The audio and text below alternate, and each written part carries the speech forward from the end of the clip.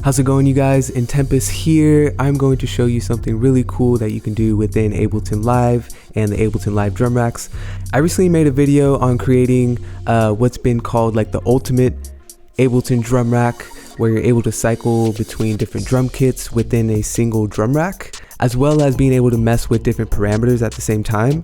So in this video, I'm going to break it down step by step on how exactly you can go about doing that yourself. And if you want a little bit more of an in-depth look as to the features that make this possible, go ahead and check out that other video. It's really good information and it kind of adds on to what you learn in this video. And if you do learn anything in this video, leave a like, man. That really helps my channel.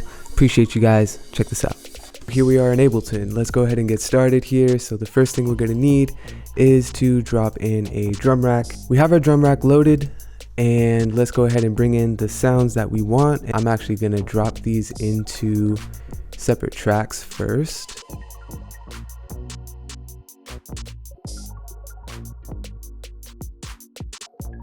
Okay, so we have all the samples that we're going to be using loaded into Ableton now. Since we're going to be cycling through these drum kits within a single drum rack, I actually want to make sure that each sound that we put in kind of works in the pad that I want to use it in.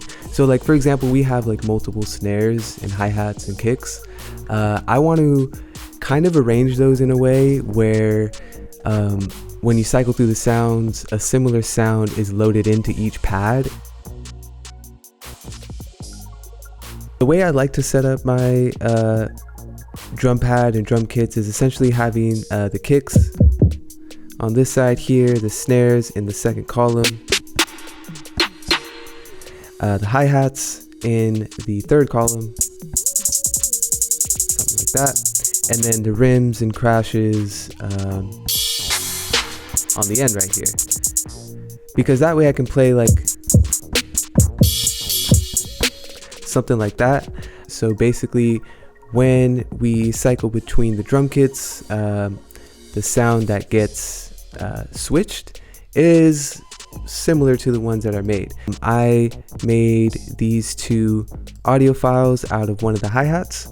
One is just a 16th note 2-bar length audio sample, and I made that one because it just fits the style so much. You hear that so often and it's kind of key, so I went ahead and made that a pad. And then I also made a triplet 1-bar pattern also, and those two kind of just really fit in the genre, and I feel like I'm going to use those. Let's go ahead and do the same for the other two drum kits, and we'll get that all figured out here. We need to basically make a choke channel for some of these hi-hat sounds. I want the hi-hats to play off of each other. So the way we're going to do that is we're going to open up this chain list here. And then this small button right here is the input-output section. So we can open that. And right here, we can actually see the choke channels.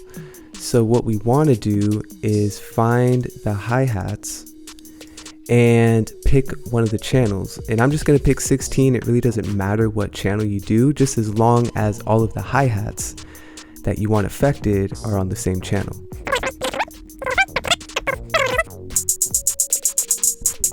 It's going to stop when I hit another hi-hat.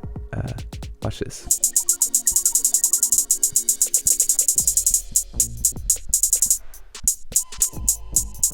Do another important step. So if we double click one of these pads, boom, you can see right here, we have the sample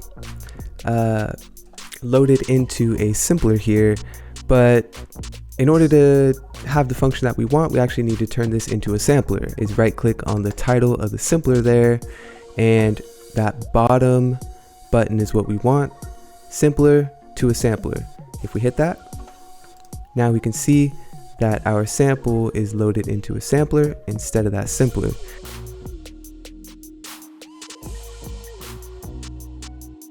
Now all of the pads have been shifted to a sampler. We have access to this function right here, and this is the zone. And this is very special. So right here, you can actually see the sample that we loaded in. And what this zone function allows you to do is if we go here to this select editor button and click there, this is actually where Sampler starts to get really special. So here we can actually drop in other samples and either layer sounds together, or we can cycle between the sounds, which is what we want to do. We'll grab one of these kicks and we'll drag it into this zone here. And now we have these two separate sample layers. These blue bars here, you can change the value of these bars. And this little blue selector bar at the top will essentially choose, depending on where it's at, what sample to play. So if it's in right here, you can see value 0 to 15. It's gonna play this snare, or I'm sorry, this kick. I hope you can hear that. And if we shift it to this blue bar here, it's gonna play a different kick. For now, I'm going to set up all the sounds and I'll show you what we're gonna do next.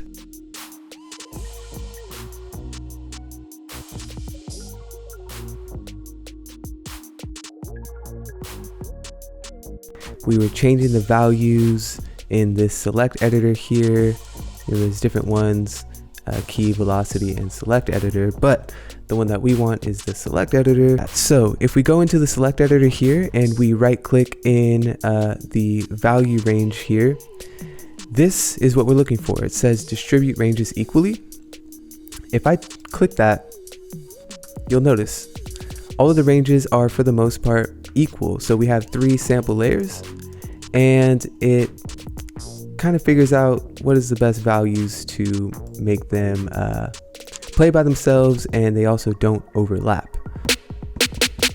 Let's move the bar to the next range. It's playing the other snare and the third one. And there you go. So now we can actually cycle between the sounds. I'm actually going to take a minute and do this for all of the pads.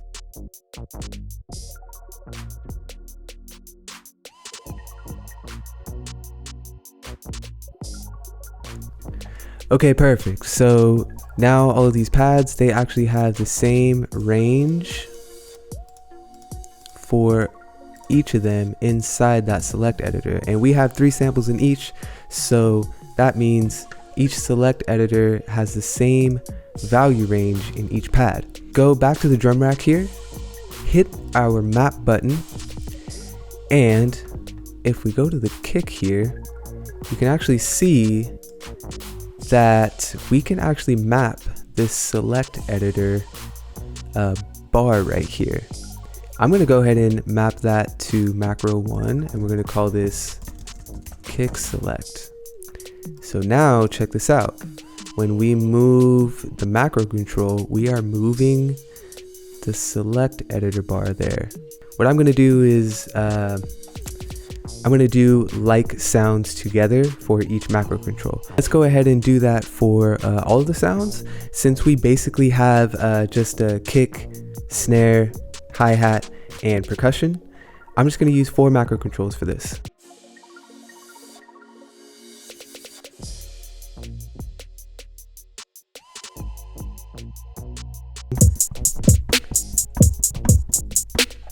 We can actually go ahead and just choose what snares we want, what kicks we want, and kind of mix and match this way. That's kind of cool. Let's see what the other one is.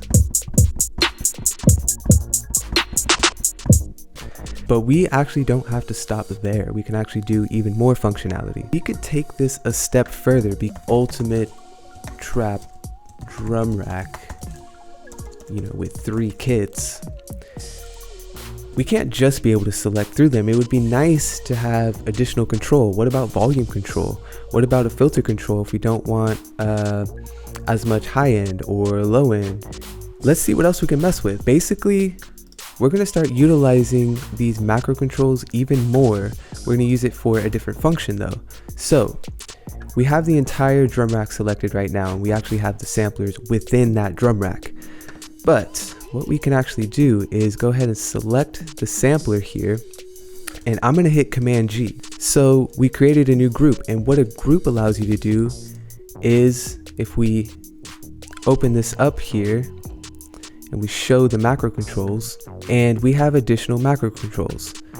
You can already see that we have kick select as our first macro control, and that's because we've already mapped the kick select here and creating the group within that drum rack. If we hit map in that new group that we just created, we can actually go in and find other controls that we want to utilize.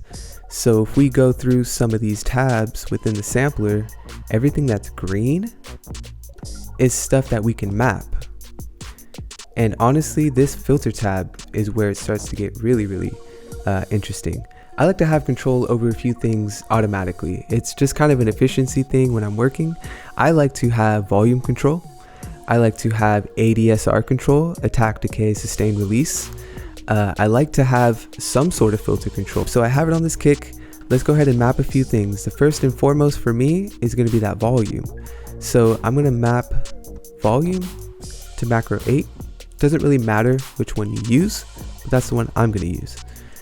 So we have that, and I'm actually going to take macro 5, 6, and 7, and I'm going to map that to attack, decay, and sustain, because I know that those controls are something that I like to have control over. Now we have control, and you can see it in that sampler there. We have control over the attack, we have control over the decay and sustain. Let's go back and hit map, and let's take some more of these controls. And again, I like having filter control. So I'm going to take macro 3 and apply it to the filter frequency. So now we have control over the filter, and let's do the resonance as well, because that's actually useful also. And now we have control over the resonance. We'll call this kick, let's say kick processing. Kicks 1, how about that? Because we have 3 different pads that are taking up kicks, and this will be the first pad here. So this is what I'm actually going to do for the rest of our pads. So let's go ahead and do that.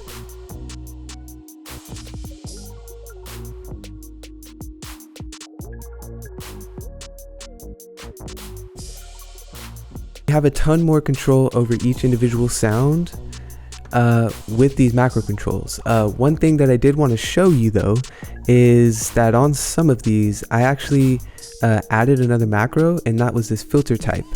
So if we move that macro and you look at the filter in the sampler, you can actually see that changing to different filters. I put that on the snares and the hi-hats and the percussion because I might want to like roll off some low end, not necessarily just the high end. You know, there might be some frequencies that I don't like, so there's some band pass options. But regardless, we have the entire pads all set up. So now we have control. We can switch between, any of these sounds. And on top of that, we can have additional function like frequency control. We can change the sustain and decay.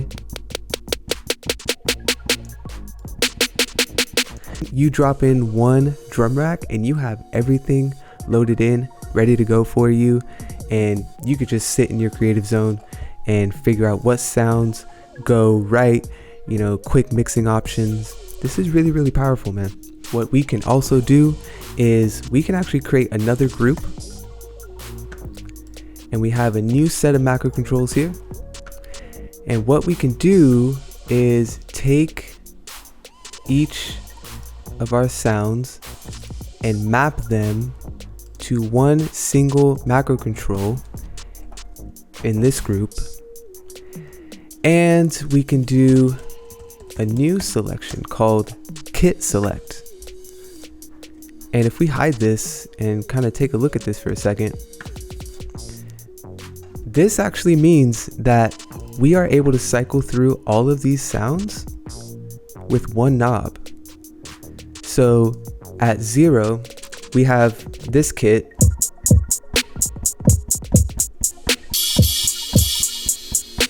right? And we can move that to a new kit.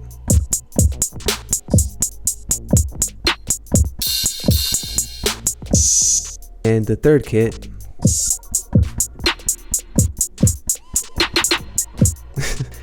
But yeah, we are now able to cycle through the different drum racks that we have with one knob. The only thing to consider when you do this, when you create a single macro control like this, is you actually cannot have control over the single sounds anymore. But what you can do is you can actually right click on any of these macro controls and select unmap from kit select, and now you have control over the individual sounds.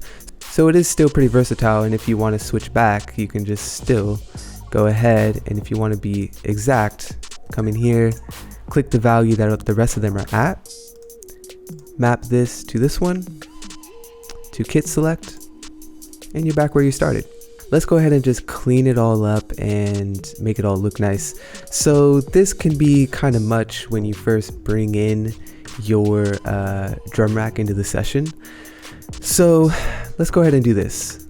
So we can hide the sampler, and this is still kind of useful to see the pads here. That way, if you have, you know, some type of MIDI drum pad and you want to know what pads are what, you want to see that. So we don't necessarily at the moment, since we have this kit select, we don't really need to see these macro controls, so we can hide those. And we can definitely keep this kit select open right here. Keep in mind too that you have all of those other macros that you can utilize still. So this is a little bit more of a cleaner interface right here. You have everything that you might need. You still have these macro controls for each individual pad available. You can see the pads and what they are, and you have the kit select right here. And if you ever want to open up and choose individual sounds, you can. If you want to drop in more samples, you can open the sampler. But this is ultimately what I would want to see if I opened this drum rack in a new session. Go ahead and just save what we have so far. So I'm going to go into my sound bank here. Let's go into drums and kits, and let's go ahead and drop this in. And since I already named it, it's already named what I wanted it to be. So ultimate drum rack, ultimate trap drum rack. There's 3 kits inside, and you can save that bad boy in our folder, which means if we go ahead and open a new project here, let's leave those in place for now. Now we can bring in this ultimate drum rack, and look at that. We have our whole setup ready to go right at the click of a button. Alright guys, so there you have it. That is the full breakdown of how to create this kind of drum rack. And I think for me, it's very, very useful, and I hope you find some use for it as well within your workflow. You can also take these ideas and create whatever you see fit for your workflow as well. So even though you might not create it in exactly the same way, some of the functions that you might learn, you can take away and create something. And if you do, go ahead and show me, man. I'm really excited and interested to see what you guys make as well. Leave it in the comments, man. I'll definitely check it out. If you learned something in this video, man, feel free to drop a like. That really helps my channel. I appreciate you guys so much, and subscribe for more content. I'm going to be making more Ableton Live tutorials and just music production tips, tricks, and just having fun with it too, man. So feel free to subscribe and hit the bell if you would like. Once again, my name is Intempus. I'll catch you guys later.